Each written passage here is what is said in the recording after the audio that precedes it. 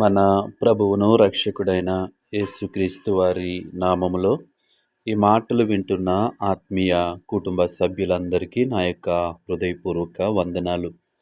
ఈరోజు నా కోసం ఆత్మీయ కార్యక్రమానికి మిమ్మల్ని అందరినీ ప్రేమపూర్వకంగా ఆహ్వానిస్తూ ఉన్నాను. చిన్న ప్రార్థన చేసుకుని ఈ దిన వాక్యాన్ని ధ్యానము చేద్దాం. పరిశుద్ధ ప్రేమగల తండ్రి, గొప్ప దేవుడా, కనికరము గల దేవ, కృపగల దేవ, నీకు వందనాలు, వేలాది స్తోత్రాలు ప్రభువా. నీ కనికరాన్ని బట్టి, నీ కృపను బట్టి ఇంతవరకు మమ్మల్ని సజీవులుగా ఉంచావు. అందుని బట్టి నీకు వందనాలు. ఈ సమయంలో నీ మాటలు వినటానికి ఆశ కలిగి ఉంటుండగా ఉదయకాల సమయంలో నీ వాక్యం ద్వారా మాతో మాట్లాడమని యేసు నామములో అడిగి వేడుకుంటున్నాము పరమ తండ్రి. ఆమేన్. ఈరోజు దేవుని వాక్యము కీర్తన గ్రంథము 27వ కీర్తన 13వ చరణము. యెహోవా కొరకు కనిపెట్టుకుని యుండుము. మనము దేవుని కొరకు కనిపెట్టుకుని ఉండాలి. ఎందుకు అంటే ఆయనే మనల్ని సృజించాడు కాబట్టి, ఆయన సర్వశక్తివంతుడు కాబట్టి మనము ఆయన కొరకు కనిపెట్టుకుని ఎదురు చూసేవారిగా ఉండాలి. ఈ లోకంలో శరీరానుసారంగా జీవిస్తున్నటువంటి మనము అనేక సందర్భాలలో మన యొక్క పరిస్థితులలో ఇతరుల కొరకు కనిపెట్టుకుని చూస్తూ ఉంటాం. ఎవరు మనకి సహాయం చేస్తారు అని. మనుషుల కోసము వెంపర్లాడిపోతూ ఉంటాం. కానీ దేవుని వాక్యం సెలవిస్తూ ఉంది, ఈ ఉదయకాల సమయంలో యెహోవా కొరకు కనిపెట్టుకుని ఉండుము. ఆయన కొరకు మనము కనిపెట్టేవారిగా ఉండాలి. మనము దేనికోసము కనిపెడుతూ ఉంటామంటే, మనకేదన్నా సహాయం కావలసినప్పుడు ఇతరుల కోసము కనిపెడుతూ ఉంటాం. మనం ఎక్కడికన్నా వెళ్ళాలి అనుకున్నప్పుడు మనము ఏ వాహనంలో వెళ్ళాలి అని కనిపెడుతూ ఉంటాం. ఇలాగా మన యొక్క పరిస్థితులను బట్టి రకరకాల సందర్భాలలో వస్తువుల కొరకు లేదా మనుషుల కొరకు కనిపెడుతూ ఉంటాం.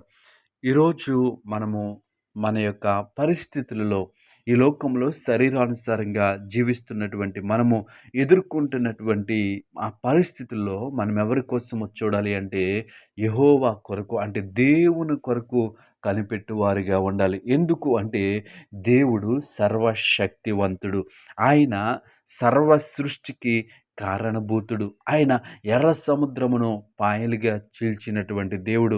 ఆ యొక్క అగ్నిగుండములో వారికి తోడుగా ఉన్నటువంటి దేవుడు. కాబట్టి నీవు నేను ఆయన కొరకు కనిపెట్టినప్పుడు మనము ఎలాంటి పరిస్థితుల్లో ఉన్నా ఆయన మనతో వస్తాడు. దేవుని నామానికి మహిమ కలుగునుగాక. ఈ ఉదయకాల సమయంలో ఈ మాటలు వింటున్న ఆత్మీయ స్నేహితులారా, ఈ వాక్యము ఎలాంటి పరిస్థితుల్లో ఏ సమయంలో వింటున్నావో నాకు తెలియదు, కానీ దేవుడు నీతో నాతో మాట్లాడుతూ ఉన్నాడు. యెహోవా కొరకు కనిపెట్టుకుని ఉండుము. మనం ఆయన కొరకు కనిపెట్టినప్పుడు ఆయన మనకి సహాయం చేస్తాడు.